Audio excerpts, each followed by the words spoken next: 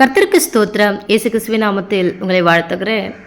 யாரெல்லாம் பரிசுத்த ஆவியானவரை எந்த சூழ்நிலையிலும் துக்கப்படுத்தாமலோ விசனப்படுத்தாமலோ இருக்கிறாங்களோ, அவரை சந்தோஷமாய் மனமகிழ்ச்சியாய் தன்னுடைய இருதயத்தில் வைத்துக் கொள்கிறார்களோ, அவருடைய வாழ்க்கை இந்த சமுதாயத்தில் வெளிச்சமாய் பிரகாசிக்கும். பிரியமானவர்களே, பரிசுத்த ஆவியானவர் நம்முடன் இருக்கும் பரிசுத்தமான வழியை நமக்கு வழிகாட்டுகிற மேலானவர் அவர்.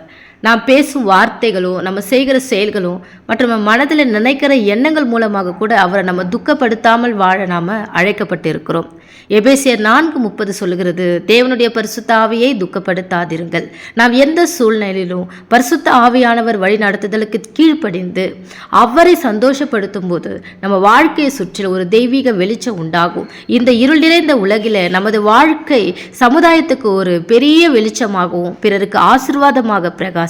ஆமென். இந்த நாளிலிருந்து நாம் பரிசுத்த ஆவியானவரை துக்கப்படுத்தாமல் அவரை எப்போது சந்தோஷப்படுத்தி இந்த சமுதாயத்தில் வெளிச்சமாய் பிரகாசிக்க வேண்டும் என்று இருதயத்திலே தீர்மானம் எடுக்கும் பொழுது கர்த்தர் நம்மை ஆசீர்வதிக்கிறவராய் இருக்கிறார். ஆமென். கர்த்தர் தாமே உங்களை ஆசீர்வதிப்பாராக.